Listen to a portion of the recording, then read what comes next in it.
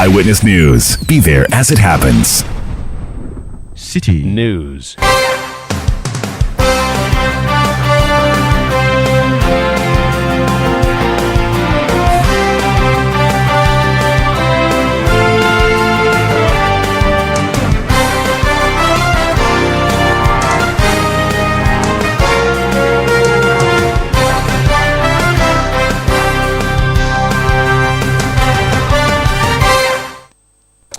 It's 17:30 GMT. This is Eyewitness News on 97.3 Citi FM. I am Umaru, Sanda, Amadu. Tonight, I'm here with Domina. And coming up over the next 90 minutes, police continue with manhunt for suspect behind the shooting incident in Agona West constituency, leading to injuries to 4 persons over the weekend. Also coming up, Bawku remains a ghost town as renewed chieftaincy conflict leads to the killing of 8 people on the Tamale-Bolga road.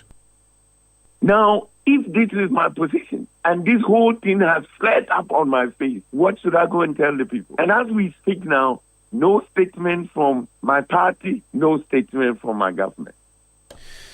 JHS graduates' fate hang in limbo as their postings fail to come barely 48 hours before senior high schools reopen. Stay with 97.3 Citi FM for more on this and many other stories on Eyewitness News.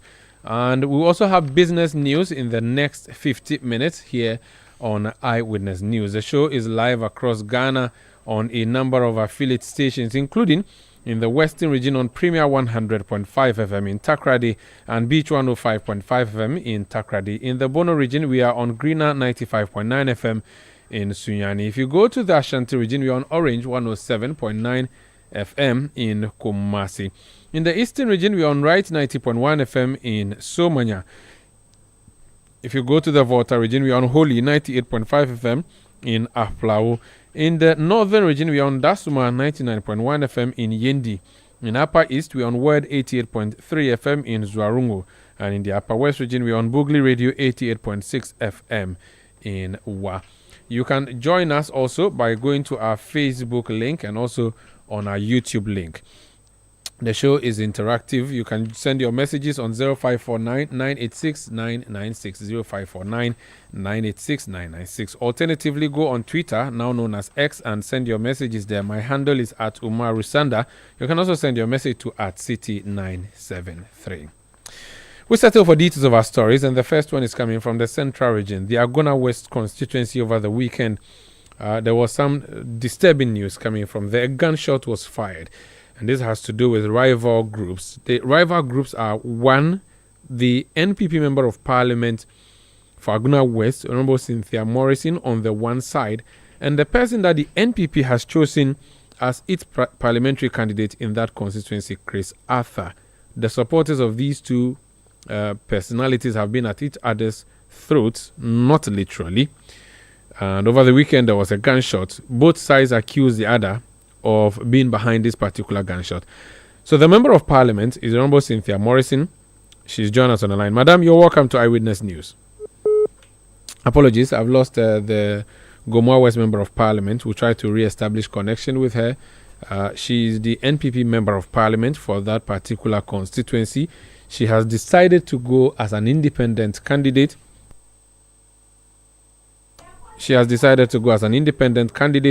And the party has fielded someone else in her stead, and this was after she lost that particular primary of the party. She's also been part of the gang of 4 MPs who have been the subject of controversy in the House of Parliament over the past 2 weeks or so, where there have been a declaration of their seats as vacant, which declaration is currently being contested in the Supreme Court of the land.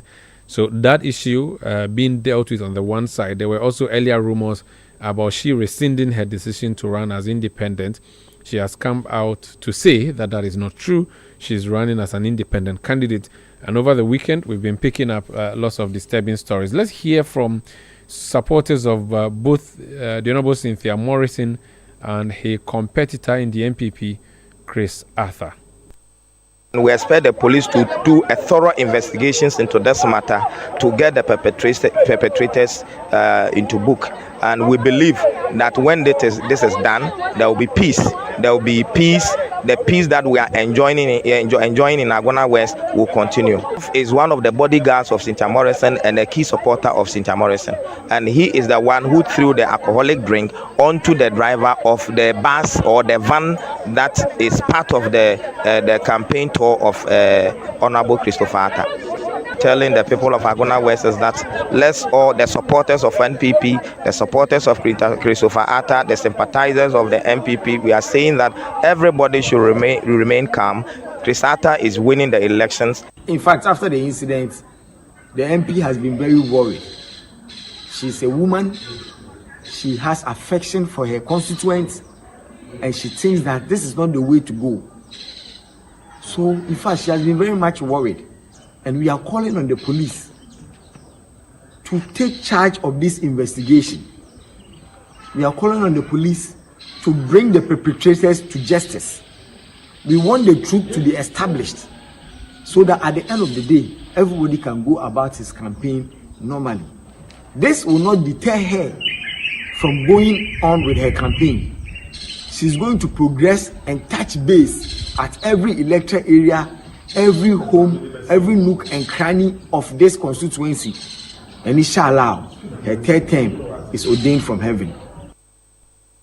So you had the supporters of both the current MP for Agona West, Cynthia Morrison, and the MPP parliamentary candidate, Chris Arthur, in that particular constituency. Now, this happened over the weekend. I'm going to go back to the constituency and try and speak to the MP. Honorable Cynthia Morrison, former Minister of State, you're welcome to Eyewitness News. Thank you, my dear. So quickly tell us, what led to this shooting incident? Were you doing a rally? Was it a float? What happened? We did a float. We know at the end of every float, there's a rally. You speak to your people. Unfortunately, the lights went off. So around 7:30 thereabouts, we had to round up. And then the people were using like torchlights and all those things, you know. So at a point, we were at the junction, like a T-junction. The police were present, a lot of people were present. So what happened was, when any car gets to the T-junction, the police will escort them and then move the people out. So that was what happened throughout the whole program. Then I saw a convoy coming. I did not know those were in the convoy. But when they got closer, I saw the van of the PC for NPP. They drove past. The police drove the people out of the road and allowed them to pass. So after they passed, I thought they had gone. So I continued whatever I was doing. Then, after like not more than 30 minutes, I saw them drive past again through the crowd. And according to them, when they were moving, the crowd was hitting their car. You are a member of, you are a candidate. I am a candidate. We have the NDC candidate. When somebody is having a program and you are driving past, you just drive and go. You drive through the crowd that has gathered for me. Come to the end of the town where there's no road, access road for you to go. Then you turn around and drive back through the crowd. And so it was when they were coming through the crowd that I saw them coming again. I was like, what are these people doing? I continued talking. Then the police ordered that they push me in the car because I was standing in my car. And then my security was lying on the car. So they asked that I get into the car. We reversed, and then we drove away. We had to go through another road. They said we shouldn't go through the road where they chose. So we had to choose another road, which is far from where we were. As we were going, I heard the news that some people have been shot. When I sat in the car, the police said there was a gunshot, but I did not hear the gunshot because where my truck was parked with the music was closer to where I was standing, so I didn't hear the gunshot. And then we left, so we had to send somebody to the clinic, find out whether it is true or not that somebody has been shot. I got a confirmation that 3 people have been shot. We went to report to the police, and then we came home. On my way, my leader called me that he said that, what incidents has happened in Sri Lanka? I said nothing. He said, I am in Yakuma, I'm on my way to Sweden. He said my security guard has shot and killed the Nasara coordinator. I am like, how? I am with my security man. He was on the car. Everybody can attest to it. The policemen can attest. We have 27 police escorts. They can attest to it. The people there, we have videos, we have pictures of him. He did not even come down from the car. So why should you tell me a thing like this? He got heated a little and then we left. It was when I got to Shredu that I got to know that our national coordinator also injured the finger. And then, so today we've been to the police station, we've been to the hospital, not the police station, the hospital. The police has come to do their inquiry and we'll be moving on. But fortunately for me, the people who got shot can identify the guy who didn't. I hear he did not shoot. I think the bullet triggered or something. That is what they are telling me. I was not there. I did not even hear the gunshot. But from yesterday, the people who are calling me from Yakrum, where the whole thing happened, and the people who were shot, who were so close to the scene, identified the guy who was holding the gun. But I am not going to tell you. You can find out from the police. They identified the car, they identified the man, they identified the dress the person was wearing. So it's not something that nobody would know. I see. But they are covering up to say that it is coming from my end. But it is not from my end. It is from their end. But the people who were shot... So yeah. the people who were shot are not from your camp? No, it's a rally. So in Yakrum, you have your party people, and you know I'm going independent. So I don't have a camp as such. But the whole population, the people who came to the rally, I just saw the lady who was shot today for the first time. I haven't even seen the two gentlemen who were shot. I just sent them money because they had been discharged. So I went to do their bills and I sent them money, for something. But I don't even know them. It's not somebody I know. The lady, and unfortunately, the lady was going to open her shop or close her shop. Not that she was wearing my T-shirt, but she was entering her shop when the whole thing happened. And this person you said police have identified is not a member of your core team? The police has identified. Yeah, the person you say the police have identified, the one whose shirt is known, whose car is known. The people on the ground identified. Good. So that person, told me and told the police. Good. I'm saying that person is not a member of your core team. No. It's not from my camp. Okay. It's from their convoy. It's not from my camp. The rally you were or the float you were doing, it was in. So the assumption is that you were doing this in the middle of the road. That's why they drove through your crowd. It's not as if let me tell you. So my security man was driving the car. And he was on top of the car, and I was in the car. He didn't move to move the car. So how did they pass? I was not in the middle of the road. I was at the edge of the road. But the people were so many that they had covered the whole road. So any car, or any oncoming car, the police will have to move their people for the car to pass. So if they say I had blocked the road, how did they pass? Okay, but when they were passing, based on what you have seen and know, there was no abuse, there was no verbal assault whatsoever, even though the team over the claims that they were assaulted by their vehicles were hit by your supporters. You did not see that. That's what you're saying. I am standing on top of the car. You know the four-wheel. So they opened the screen, the roof, and I was standing. The roof, and I was standing. And the cars were moving. It's a long stretch of road with people all over. So I would not even see. I see. And it was light. We didn't have light. It was light off. Okay. I would not even see. So when you said... I wish you'd be at the destination and then attest to it yourself. I wouldn't see. So when you say your leader called you are referring to Honorable Alexander Fenyo-Martin. And yes. So was he accusing you, informing you, or questioning you about the Nasara person's shooting? I don't understand. He just called and said, what is happening in Shredu? So you have to draw the conclusion. I said nothing. I'm not in Shredu. I am in Yakrum coming to Shredu. So since I hear your security has shot and killed Haruna. But is Haruna dead? He's not dead. I spoke to the brother today who is with him in the hospital. He's not dead. Is your security still with you, or he's been arrested? He's here. He didn't shoot any gun. When you say security, is it private security or police escort that you have as an MP? My police escort I have. Okay. He's here. He's right with me here. Very well. Now, while this is happening, you said the necessary issues have been raised. The police are investigating. So I believe that is out of your hands now. On the political side of things, what assurances can you give us that Agona West is not going to go down in flames if you are starting now 40 days to the election? How safe are people of Agona West? Here.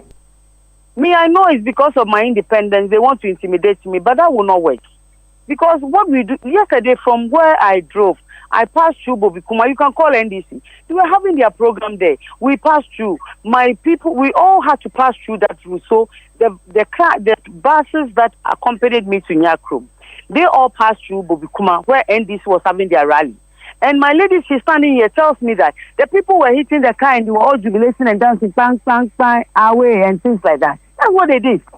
And that is what we do. We, NDC, MPP, we never fight. We can clash at a point, we will scream at each other and do everything, and we all go away. The next day, you see NDC, MPP communicating. They will have heated debates on the radio. They finish the radio station, and you see the two of them moving out. We've never fought here. There has never been a gunshot here. Never. And I've been a member of parliament here 2 times. I've gone election once I lost. Never have we had this thing here. Honorable, just out of curiosity, and I know that you have answered this elsewhere, but maybe not have done it to us directly. Are you the biggest threat to the MPP in that constituency, you think? They think I'm here to stall their vote. They don't know I'm here to win. Is that not what you're... What do you... So you are still a member of the MPP, are you not? That one I've told you, I won't talk about it. You can ask my leadership. They are dealing with it. I'm going... You are going independent? I'm going independent. There will be no U-turn on the way? There be. But you have not written a resignation letter from the MPP? No, I don't. Those who said that, I don't even know where they heard that story from. I have not written any resignation letter. Let me ask you this question. When the primaries were held, you came 5th, was it not? Why would you go independent in a contest that you came 5th? I don't know what I've spoken to you over and over again. I've said until I meet my leadership, we talk about it. I will not go out to say anything. It is a party that brought me to power, so I will not talk about it. It sounds like you respect the party, and yet you are shooting the party in the foot in your constituency. I'm not shooting. I respect it, but I'm not shooting. They should also not treat me the way they should. I am not shooting. I am being very sincere. You don't know me. I'm being very, very sincere, and they know it. Being very sincere. What will be the consequence of what happened this weekend? Does it make it less difficult, easy for you to, work with your party, or it makes it easier? For what is going, last Friday I was in court. For what is going on, I don't think it is fair. A few people see it. Other people would insult you. Other people will say things that they don't know. But it's all part of politics. So I don't have a big issue with it. I'm just managing my campaign, and I'm praying that it goes well. Wish you all the best, and thank you for speaking to us. Thank you very much for having me. That's Honorable Cynthia Mamle Morrison. She's MP for Agona West in the Central Region. The Agona West Research and Election Officer of the New Patriotic Party is Nana Kwame J. He's joined us tonight. Nana, you're welcome to Eyewitness News. Thank you very much, my brother. So I've just spoken to your MP, who has explained to me what happened from her side. She said your candidate drove through a crowd that she was addressing twice, and later on she heard that there was a gunshot, and then there was a claim that her bodyguard had shot and killed your Nasara coordinator. She says that's not true, and that's the account she has just given me. Were you in the convoy of your candidate when you drove through Cynthia Morrison's rally or float? If you were, if you weren't, what account have you been given? And if you could just share that with us, please. Okay. All right. Thank you very much. And greetings to your listeners this evening. Yes, what happened yesterday was very unfortunate. As usual, we had our campaign scheduled at Agona Otenkrine. If you knew the place,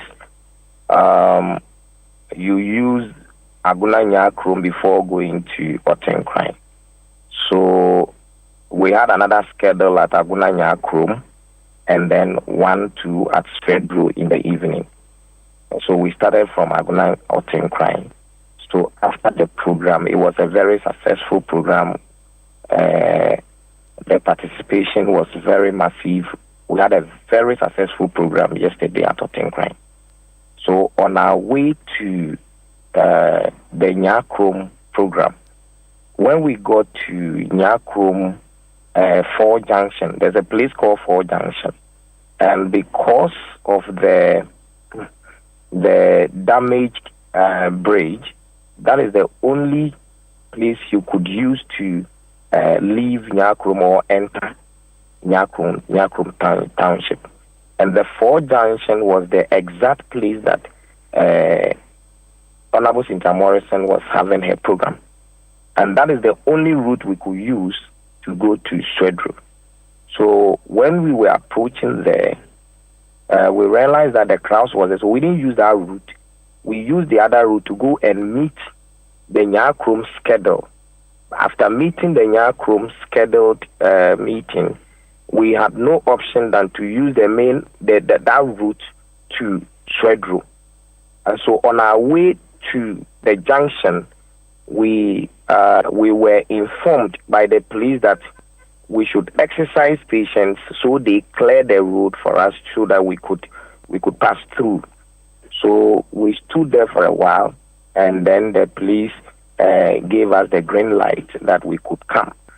And so we started driving through the people, and in the midst of the people, we realized that the supporters of Cynthia Morrison started smashing our vehicles, the convoy, started smashing the cars with any item they could lay hands on. So some were smashing the cars with stones, sticks, their bare hands, and so on.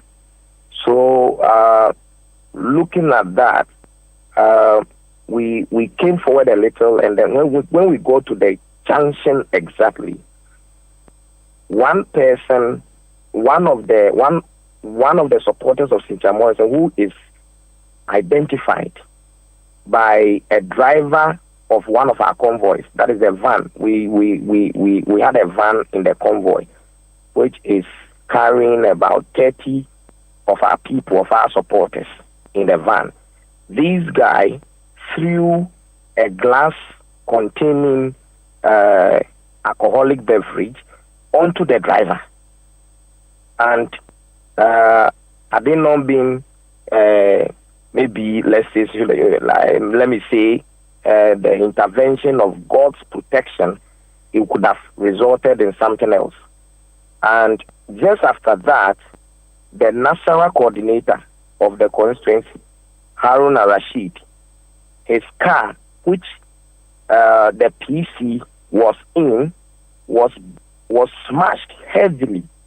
And so this has never happened in Agona West before, and we were surprised. And so the national coordinator asked the driver to stop so he could go and then find out the person who did that and then talk to them to stop that thing. So when he got down, in an attempt to get the person and talk to them, then there was a gunshot and then hit his ribs, and that was it. And so we had to rush him to the Swedru Government Hospital, and then around 9:30, 10 thereabout, the hospital had to refer him to the University of Ghana Medical Center. So basically, that was what happened. Do you know who shot your Nasara coordinator, Haruna? As we speak now, we cannot tell the exact person who shot him. Could it have been the bodyguard of Mamle Morrison? We suspect that. We suspect that. The police bodyguard. You suspect he's the one who shot? The police bodyguard. Yes. Or we can't see that is the police bodyguard, but we suspect one of his bodyguards. Okay, not the police. No, we can't. Does she have other bodyguards with her aside the police escort that she has? She has other bodyguards apart from the police officer. And they are armed?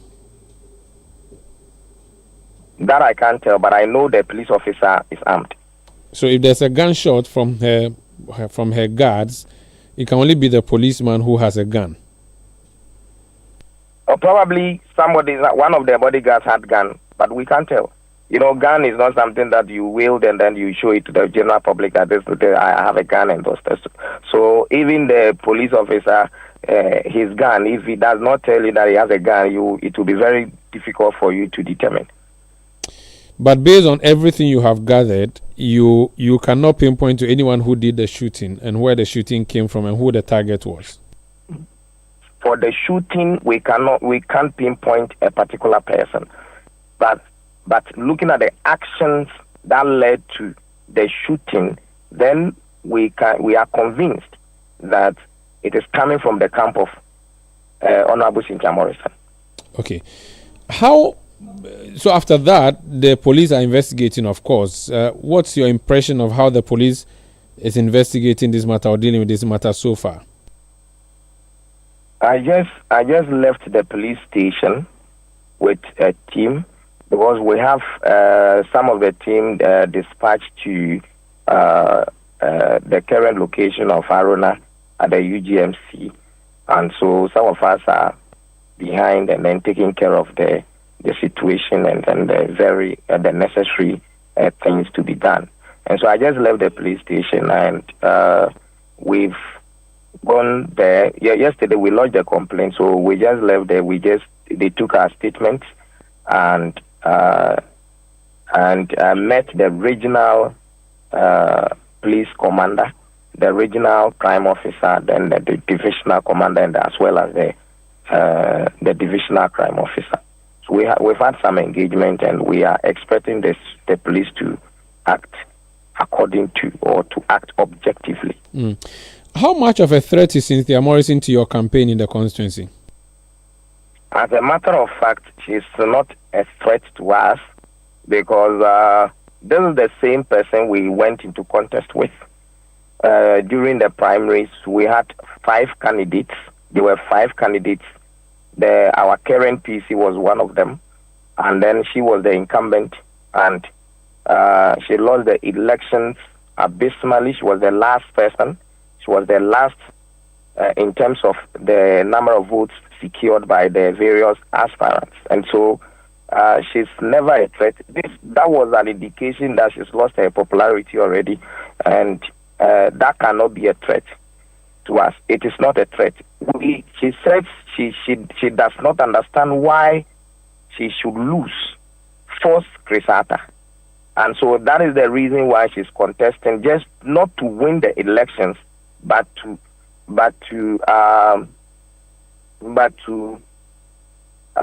let me say, cause a problem in the party to prevent Crisata from winning the elections. And she's thinking that her contesting as an independent candidate, some of the votes that originally could have gone to Crisata would go to her, and for that matter, Crisata will not be able to win the elections. That is her action and that is her intention. But we are not perturbed, we are not disturbed about her actions. We are very much aware that the people of Agona West are going to vote for Crisata. Crisata is winning the elections. That is why her supporters are beginning to demonstrate some of these actions to just intimidate people and then put fear in the campaign team so that we will not be able to continue the kind of campaign strategies that we are mounting ahead of 2020, December 7th. We are not disturbed at all. She has been an MP. MP. Will not intimidate us. She has been an MP twice. Surely you cannot underestimate her. She may have lost favor with the core party delegates, but she has been MP, and having been MP twice, she would have wield a lot of influence.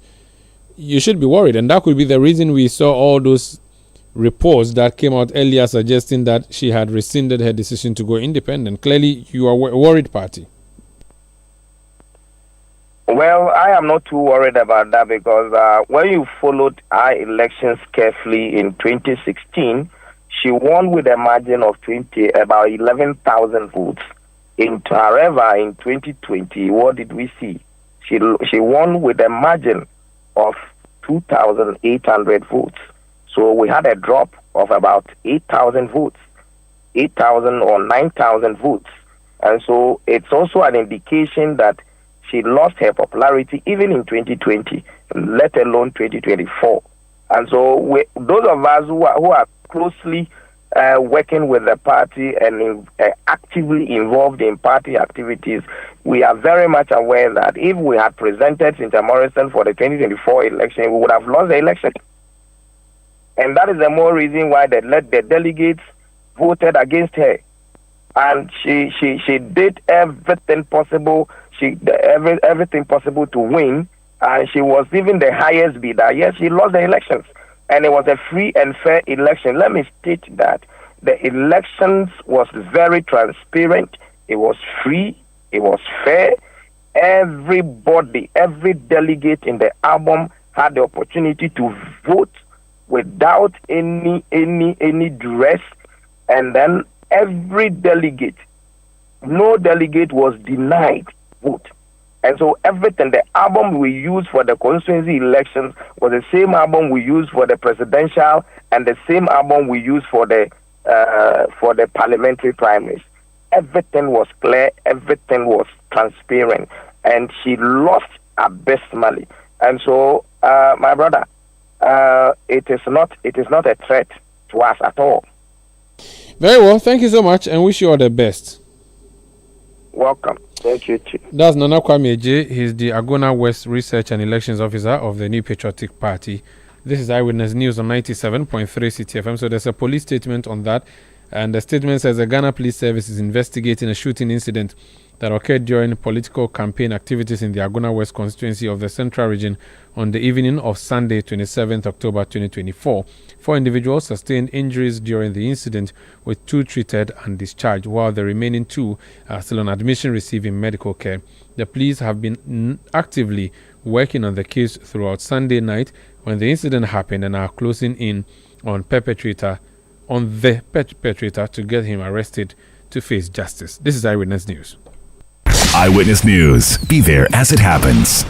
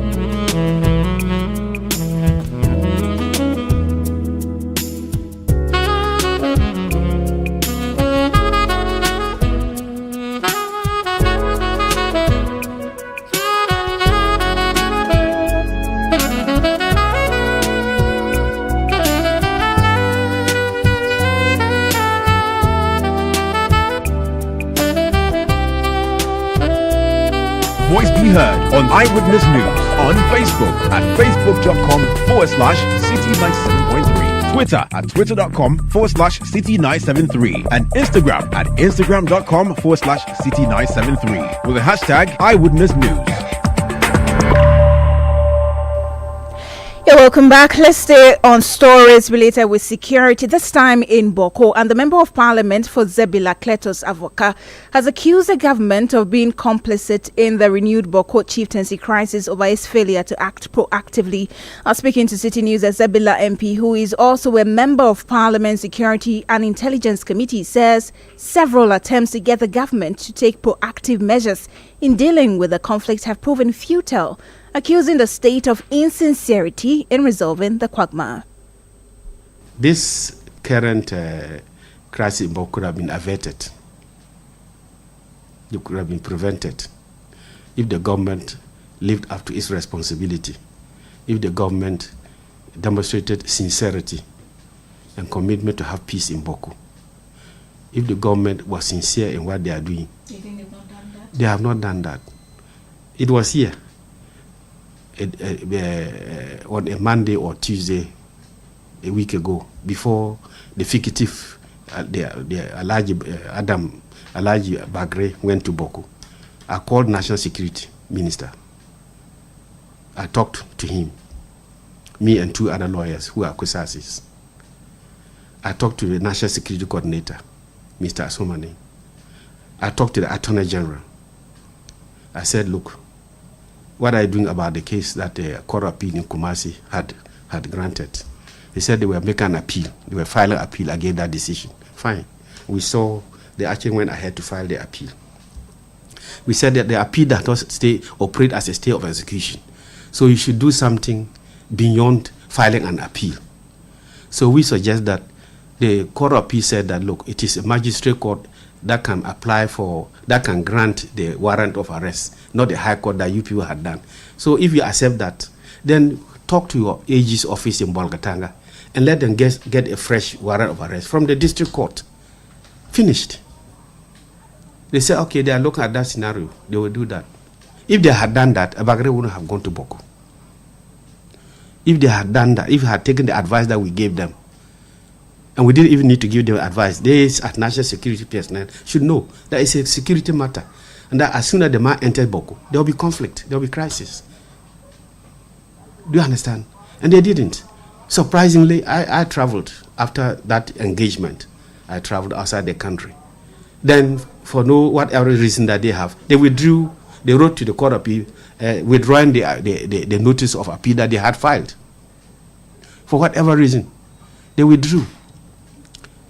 I don't mind if they even withdrew, but if they had gone to begin a fresh action at the magistrate court in Bolgatanga, if they had gone to invoke the magistrate court in Bolgatanga to get a fresh warrant of arrest, he would have been arrested. In any case, you know that the man is a fugitive. The man, if he enters Bawku, he's going to cause trouble. He's going to bring conflict. Why do you let him enter Bawku? We didn't need any warrant of arrest and the rest of them. Anybody you think that he's likely to commit crime, you can arrest him. Even me and you as civilians, if you are at a particular location and you think that somebody's conduct is likely to occasion a crime, you can arrest him and immediately hand him or her over to the police. So government had all the machinery to prevent Abagara going into Bawku. They had all the means to prevent him from going into Bawku to incite this trouble. They slept on it.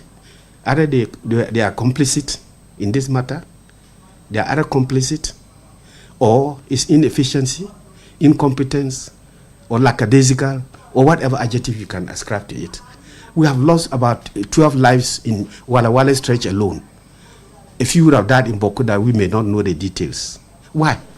Because of one person who wants to be a chief. Making for a state of emergency to be declared. Do you ascribe to that? No, it has not reached that stage for a state of emergency. You are aware that we are in an election year. Maybe 1.5 months or even less than that, we'll be having elections. So if you declare a state of emergency, it means a state of emergency means that people do not have their human rights vested in them to do what they want. They may not have rallies. They may not have meetings together. They may not travel far. They may not do certain things. And therefore, they've lost their freedom. And therefore, they may not be able to campaign and then have the elections. I do not think that the situation has reached a level where government can declare a state of emergency. This is not the first time. More people have died before. In fact, last year, when before he was enskined in November, 15 November 2023, I mean, people died. And the same thing that happened today at Walawale was also visited on that route. It's a trunk route. Yet, because the Mampurisi occupy Walawale, which is on the trunk route, they just ambush people there. And if we are of Kusasi origin or ethnicity and or property, the car belonging to a Kusasi man, they will burn it. They will do search and destroy, search the vehicle, pick Kusasis and or Kwezai. I mean, people who are related to Kusasis, or people who are even half Kusasi, like your mother is a Kusasi, your father is a Bisa, or I mean a different tribe. They can kill you. Sometimes they kill innocent people because they shoot at the bus because they know the bus belongs to a Kusasi man. So they fire at the bus. And the bus doesn't carry only one tribe people. The bus carries a number of various people. And as I say, it's an international route. So you heard the Member of Parliament for Zebila Kletos Avoka speaking to me earlier. Meanwhile, the NPP parliamentary candidate for Zebila, Dr. John Kingsley Krugu, has justified a decision to suspend his campaign following renewed chieftaincy clashes. Now, Dr. Kingsley Krugu lamented the politicization of the conflict and the silence of his party, the governing New Patriotic Party, in an interview with Citi News. I think it is based on the security consideration. I'm a public health expert. So when life and property are at stake, I don't believe there's anything else more important. And some of us are seeking for the opportunity to represent people. And so when people are dying, when people, lives are being lost, there is nothing left to hold on to. And that is the reason why I've suspended my campaign and all other political activities to save life and property. What is your briefing on the current security situation in Bawku itself and the neighboring communities in the KT area? I think in the last 2 days, the situation has been very, very sad, to say the least. I can tell you that the situation is more or less in a full-fledged war situation. And so both sides of the factions are not reporting the reality, because in a war situation, you do not want your opponent to know how much manpower you are losing. And so whatever you would have heard in terms of casualties, in terms of people killed and all of that, I can tell you it's just a tip of the iceberg. I'm aware that in the last 2 nights, people haven't slept. It's been a full-fledged war ongoing.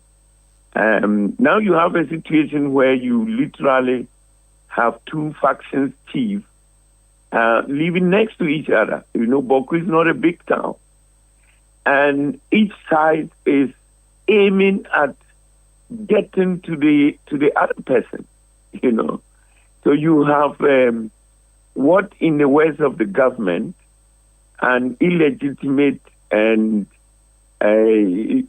chief who's sitting there now. And then you have the existing chief who's celebrating 40 years on the throne, and he's also there. Then you have many young lives being perished. Last night, when we got the message that the Presby Hospital, there were no place to put injured people, and roads were blocked. You cannot carry injured people to Borga for treatment. The roads between Borga and Tamale were blocked, and people were being searched for their Ghana card to identify their travel affiliation and to kill them. And I'm aware that even some people who are not belonging to the two tribes were killed. They were mistakenly killed. But that is completely not Ghana that I know. It's completely unacceptable. And so it's a very sad development we have. Very, very sad. What do you reckon to be the missing link between that position in their February press statement, which was very clear, and the defense of the Attorney General? Because it appears as though if that allowed Alhaji to enter the town, which you can say is the trigger to the latest round of fighting. So going on, the government statement has not changed, right? And yet it seems as if the defense of that particular legal status, once the court has varied it, it frees the man to go to the town, and that's what led to this. So what's going on? Those are the biggest questions on the table. And, it is not only the lifting of the question of the arrest warrant, but if you are very familiar, Bawku is heavily guarded. There is a military, I don't know what to call it, there's a military post in Bawku, in Binduri, the whole military post there. Okay? And you have police, you have all. So Bawku is a heavily security tight place. So granted that the arrest warrant was quashed, there is even a bigger question. How did the purported chief got into Bawku and to engage in the whole ceremony? If I show you videos of when they got there, they did not get there in a quiet and went in and stayed somewhere quietly. There has been a whole investiture, to kind of complete the whole process of him becoming a Bokunaba. Dr. John Kingsley Krugu is the NPP parliamentary candidate for Zebula. He spoke earlier to Bernard Avle on the City Breakfast Show. Eyewitness News. Be there as it happens.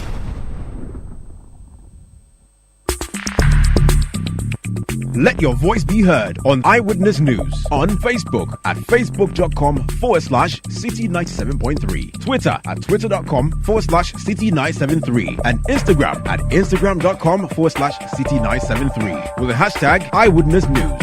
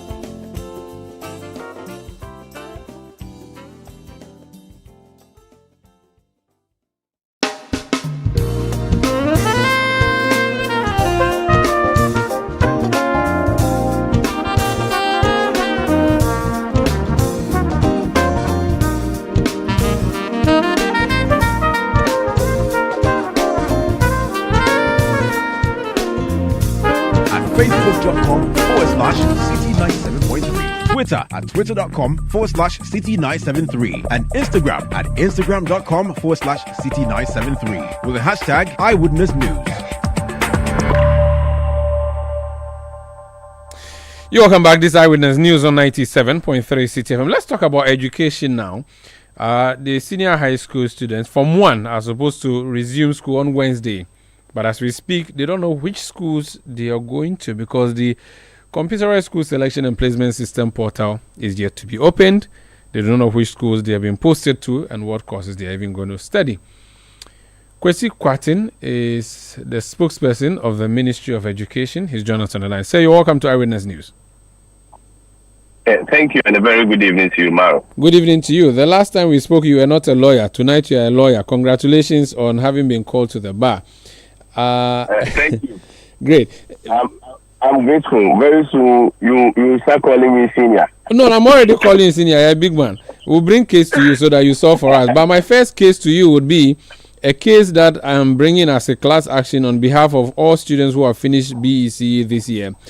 Their fate is in the balance, hanging in the balance. They do not know what exactly the state of affairs is. You said you're resuming school or opening school on Wednesday, yet they don't know which schools they are going to. What's happening? You can publish a list of students who are going to which school? Umaru, thank you very much. If you recall, the BEC results were just released by WAEC, I think on the 19th of this month. That's roughly about 8 days, today inclusive. And the base document or the source data that we use to run the algorithm in order to be able to place students has to do with the BEC results, which just came on the 19th of this month. I think that is about a week now. As of now, of course, I'm not authorized as of now to give very definitive dates, but I'm very hopeful that by close of day, we should get the placement out. Yesterday, I happened to be at the Computerized School Selection and Placement Secretariat. And together with Ghana Education Service, Civil Service, they were working so hard to be able to make sure that they get the placement results out. But I get a concern, particularly if you look at when the date, if you want to compare the date where students are expected to be in school, and of course when placement is even to be released. Assuming even without admitting that it's going to even be released tonight, certainly one can make a case that it's a very short duration for them to prepare and go to school. But I think one most important thing that we should all be mindful of is that students are expected to go to school to begin registration process.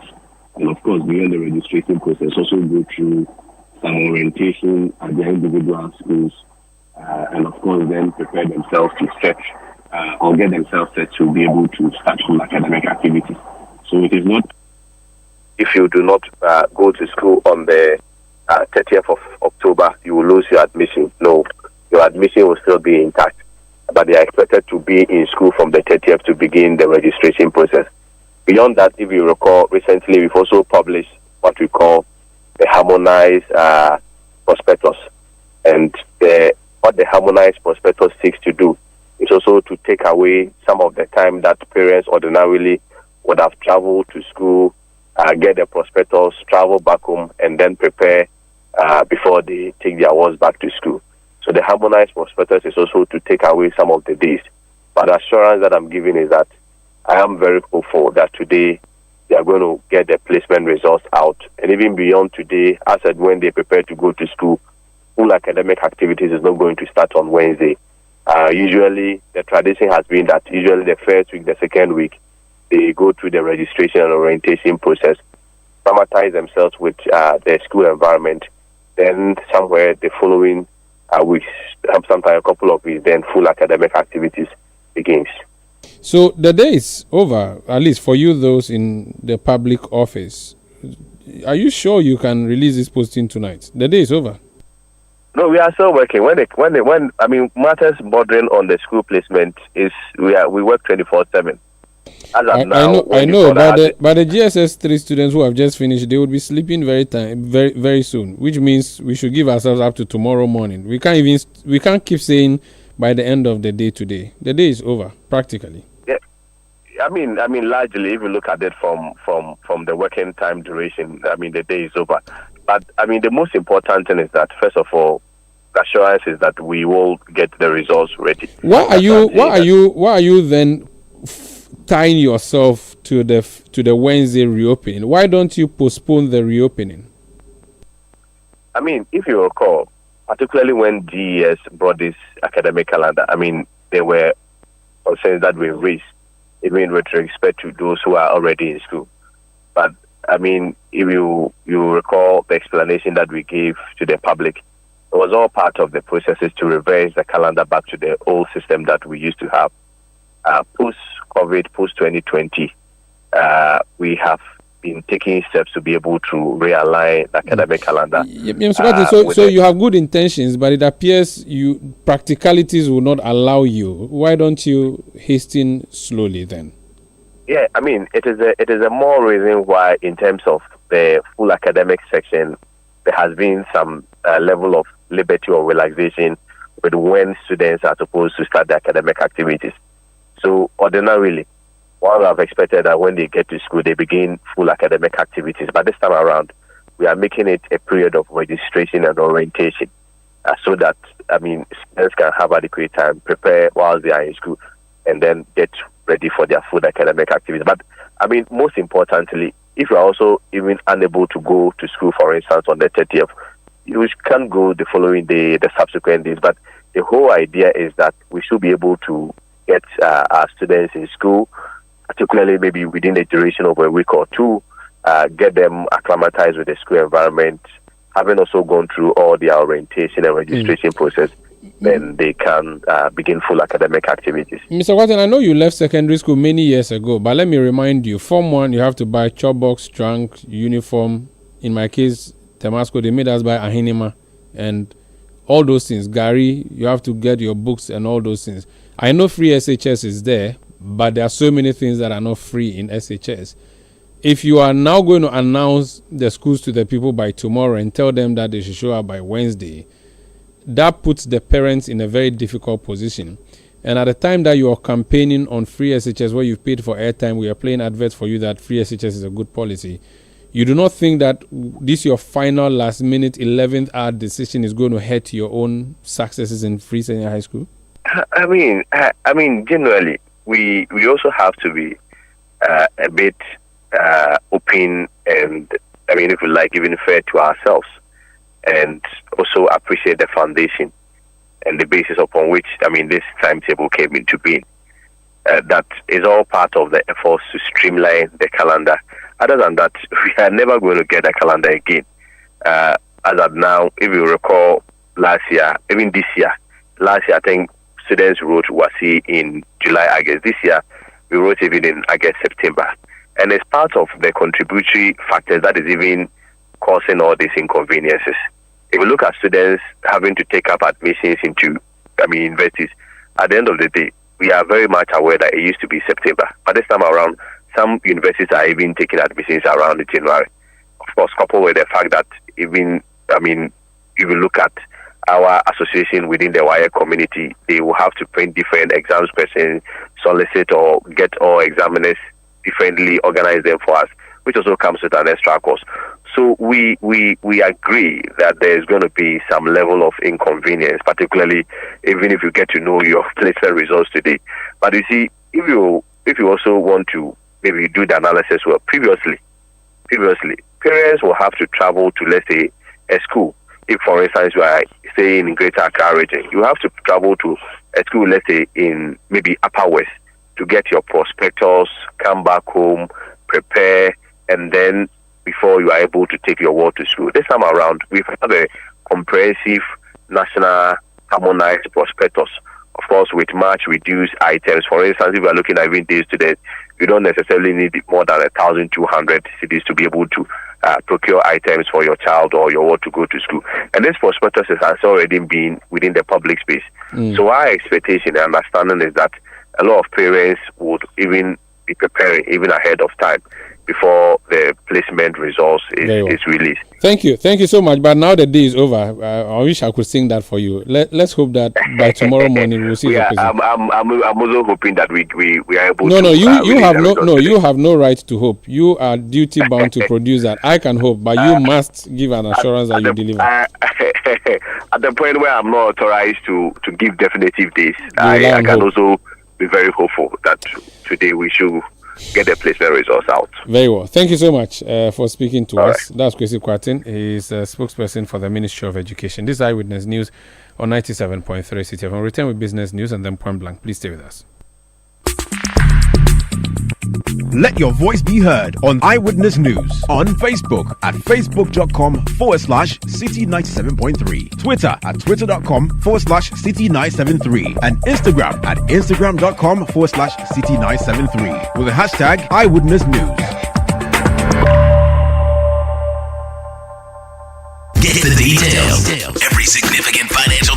action, every market movement, and all the policies that affect your business. Citi Business News. Be informed. Time now for Citi Business News on Eyewitness News. My name is Ajuatin Krama Domina. Let's settle for details of our stories. Now, in the lead up to the elections and the festive season, businesses are being assured of a steady supply of dollars in the market. The Finance Minister, Dr. Mohamed Amin Adam, in a media interaction at the close of the annual IMF World Bank meeting in Washington, D.C., explained that measures put in place by the central bank, combined with the anticipated inflow of $360 million from the IMF this December, will provide the necessary cushion to stabilize foreign exchange demand and supply. He maintains that government remains committed to the anchoring of the cedi stability and strengthen the general economic recovery. Cedi has stabilized for some time now. Over the last 1 month or so, we've seen relative stability in the cedi. We are determined to continue to stabilize the cedi. The worry by many people is that demand for forex will increase as we go closer to Christmas. And I can tell you that the Bank of Ghana has accumulated significant reserves to meet the demand. We also know that the IMF, after the board approval on the 2nd of December, will disburse $360 million to Ghana.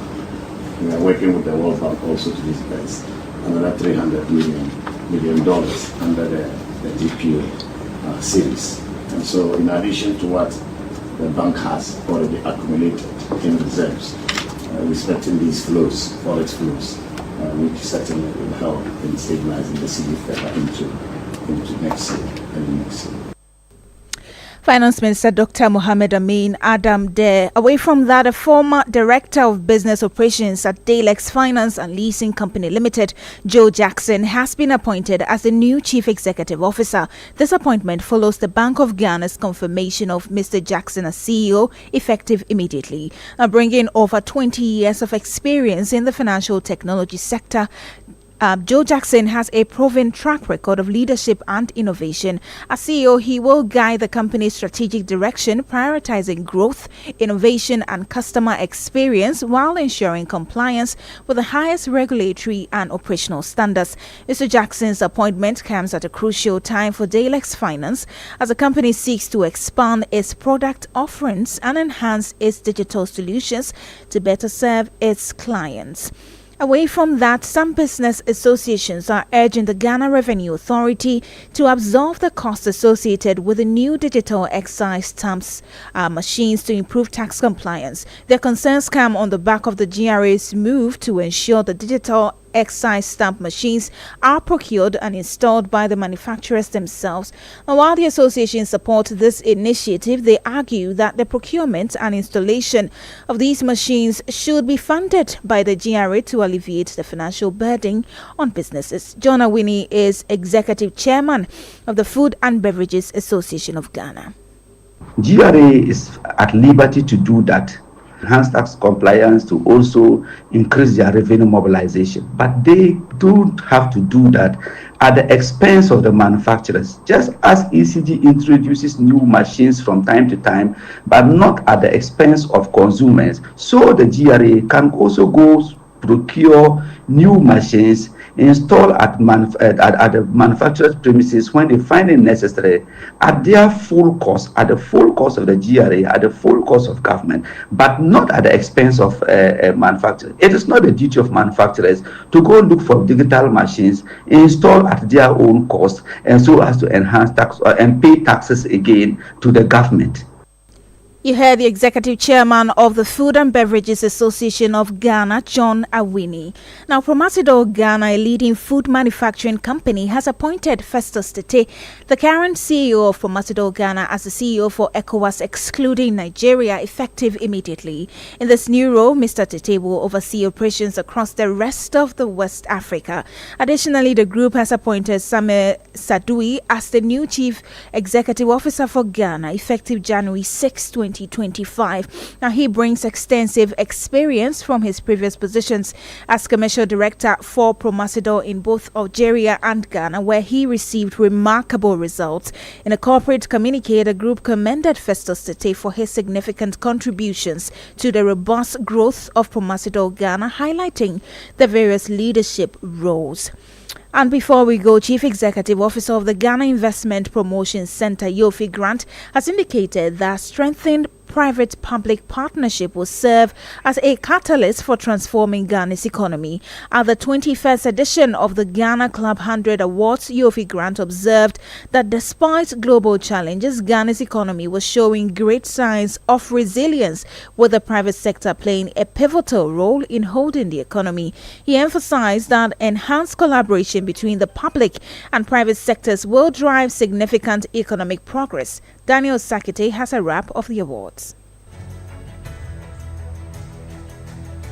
And so let's begin from 39, and Raw Ghana Limited is at that spot. The 21st edition of the Ghana Club 100 Awards was a dazzling celebration, bringing together Ghana's top industry leaders under one roof to recognize companies that are not just surviving but thriving despite the current economic crunch. The top 100 recognized firms span strategic sectors such as mining, manufacturing, tourism and health, amongst others. Newmont Ghana Gold Limited Ahafo South Mine once again emerged winner for its outstanding contributions to the mining sector. Following closely behind was Goldfields Ghana Limited, a mining giant renowned for its corporate sustainability efforts and substantial impact on the economy. Communications giant MTN Ghana Limited ranked third, showcasing the role it has played in digital transformation and customer-focused innovation across the country. In the financial sector, GCB Bank PLC emerged in fifth place, celebrated for its resilience and impressive reach across the nation. Sixth place went to Softcare, a fast-rising company gaining popularity for its personal care products tailored to meet local needs.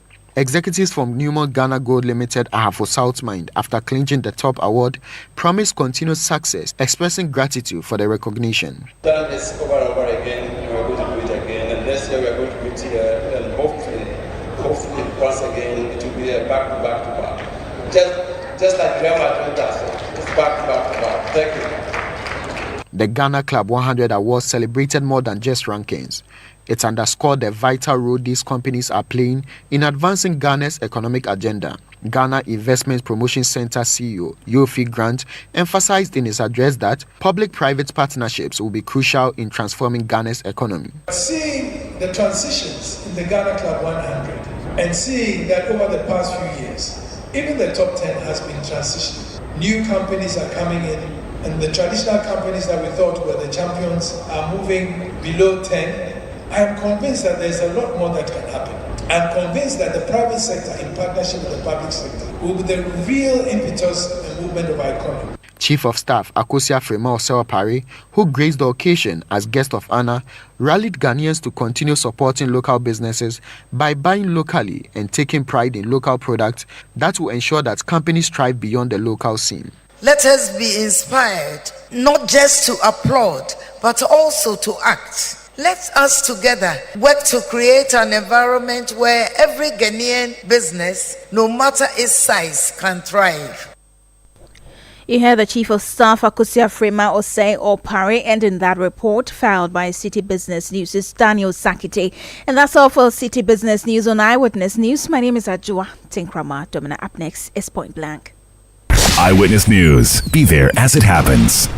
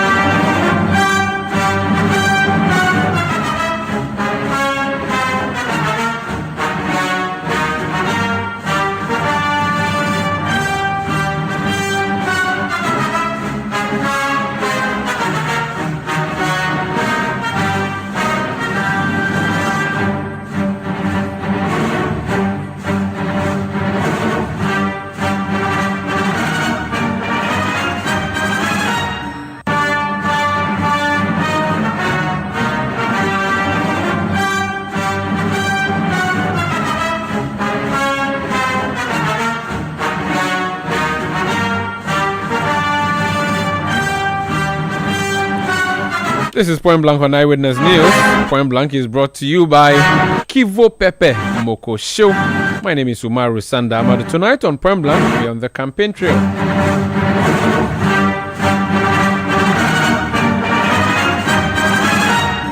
You do know that it's 40 days or so to election 2024.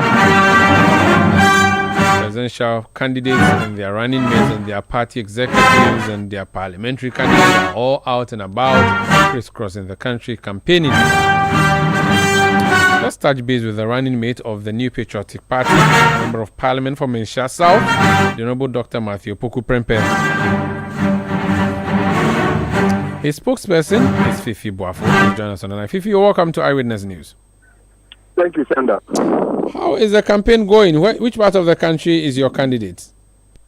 We are at the moment at Chefi Asafo. Dr. Prempeh, probably you may hear his voice of the background, is addressing students of the Asafo Nursing Training Institute in the also constituency. But from here, we'll be moving to Mafia in the Jabuso constituency.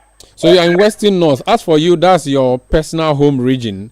Well, my personal home region is actually Western region, but Western North is part of Western region. So yeah, it's very familiar territory. Awesome. Now, is Western North generally votes NDC, but if you join it to Western region, then that becomes a swing region. It must be a difficult place for you. What is the reception like? It's been phenomenal. And let me say that, interestingly, even though Western North is seen as a region that votes the NDC, if you realize, in terms of presidential vote, the MPP did better compared to the NDC in 2024, even though the NDC had more parliamentary seats in the last election, 6 against 3. This time round, the expectation is that the MPP will do way better than it did last elections. Because, you know, there's a region where you have, cocoa is a big deal. And the people are telling you that 4 years ago, if you sell a bag of cocoa, you get 475 Ghana cedis. And they don't just even end there by saying you get 475 Ghana cedis and today you get 3,000 Ghana cedis. They actually they just oppose it by telling you that if we are putting up a house and we're going to buy cement, at the time with your 475 Ghana cedis, you could buy 10 to 13 bags of cement. Today, with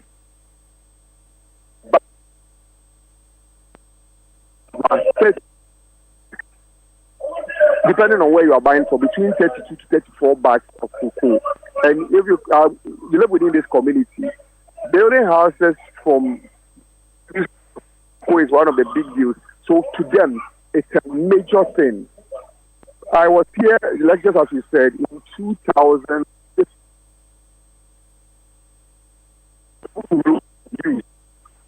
Shema Ajufua Road and the Cocoa Road. That road is being fixed by a man. Today I was seated next to Honorable Kokofu, and then when we're driving, we got to a part where he was asking part of Western North. And I said, yes, it's part of Western North.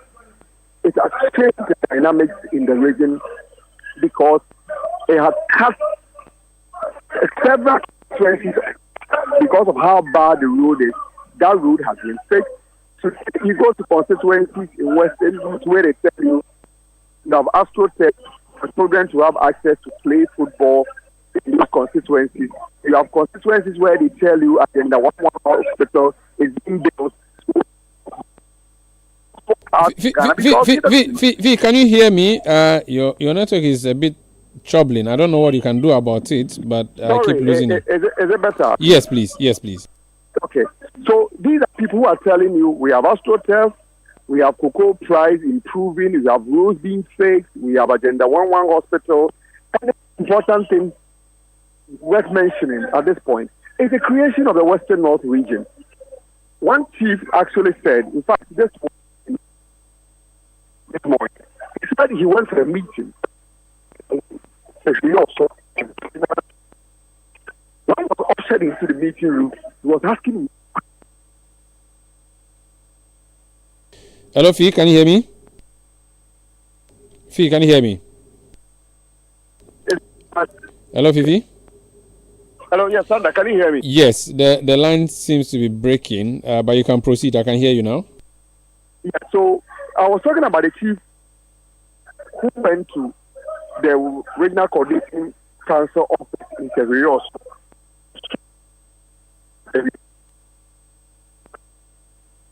It makes it way easier because people who needed to have to travel to Takoradi to access certain facilities and services from government now can just go to Severus and access those facilities.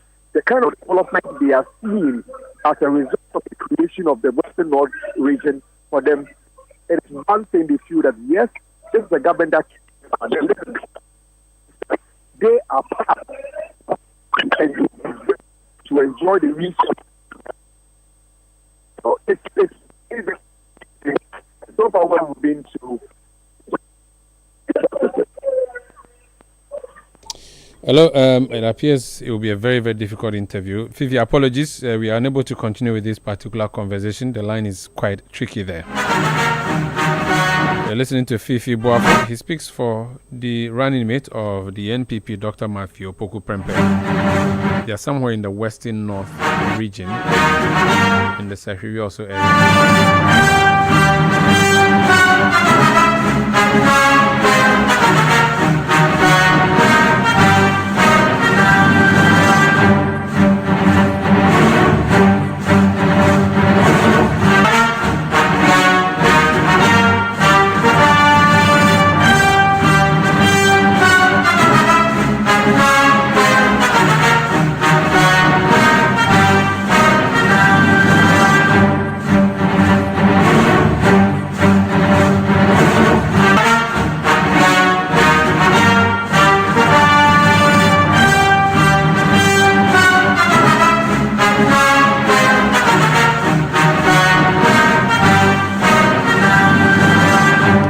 This is Point Blank on Eyewitness News, brought to you by Kivu Pepe Mokoshio. We are unable to continue with that conversation with the spokesperson of Dr. Matthew Opoku Prempeh. Unfortunately, we are also unable to speak to the spokesperson of Professor Nana Jane Opoku Adjei, because as we speak, they are also addressing a gathering in Kumasi where she is campaigning.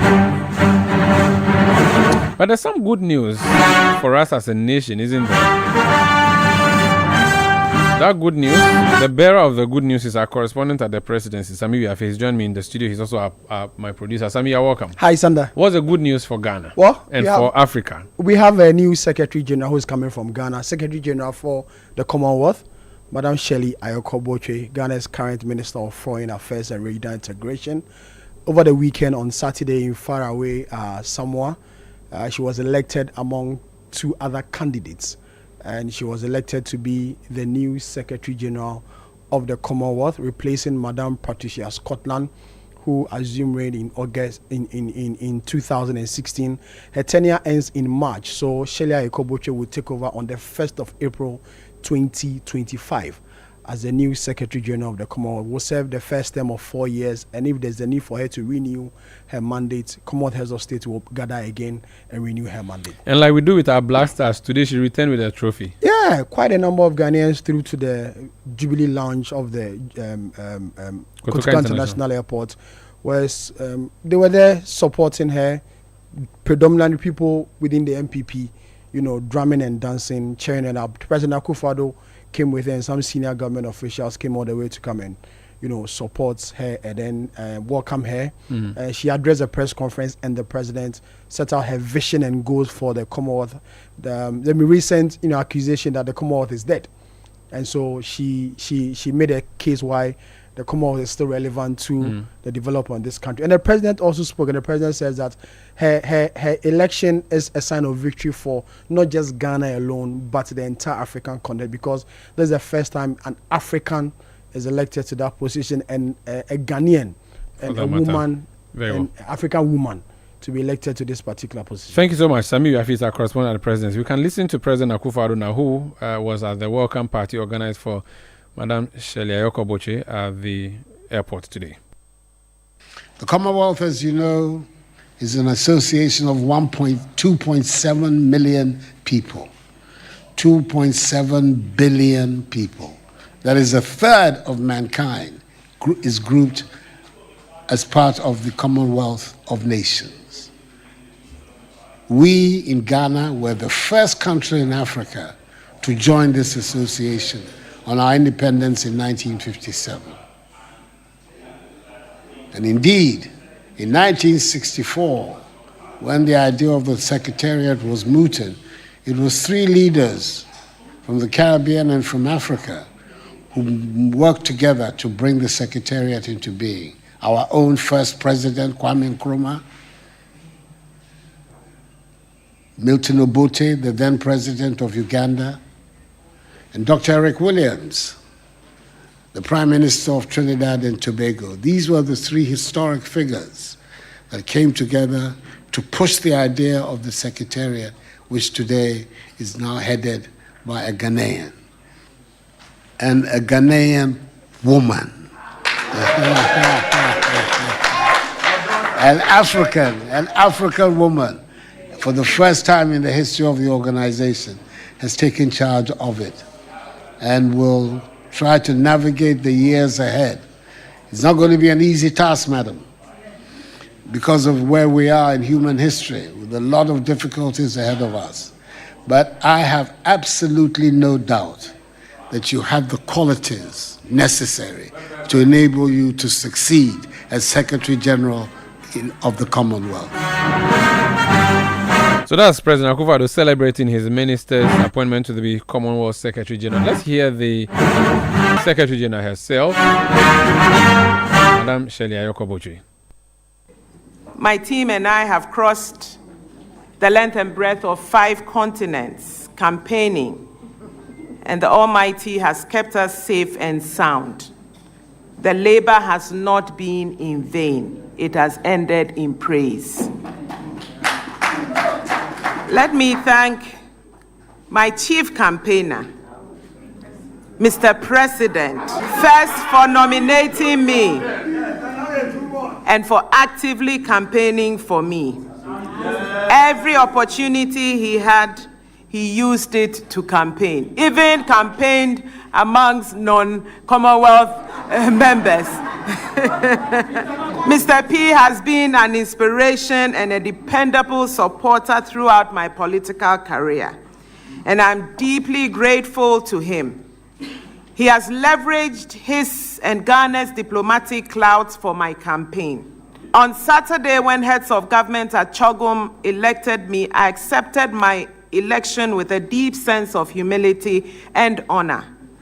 The election makes me the second successive woman, but first woman from Africa to take up the office of Secretary General after Patricia Scotland, the current office holder, whose term will come to an end in March. So the Honorable Shirley Ayoko Bochwe, former MP Anyawa Soutum, Minister for Foreign Affairs, and now the newly elected Secretary General of the Commonwealth of Nations. Ending tonight's edition of Point Blank, which was brought to you by Kivo Pepe Mokoshiu, and also brings to an end Eyewitness News for tonight. My name is Umaru Sanda Amadu. I did this with Ajua Tinkroma Domina. Production by Kobina Wilson, Beverlyn London, and Sami Wiafi. The technical production by Daniel Squashi and Thomas Obinda. New media support from Emmanuel Owusu. We'll be back tomorrow at 17:30 GMT.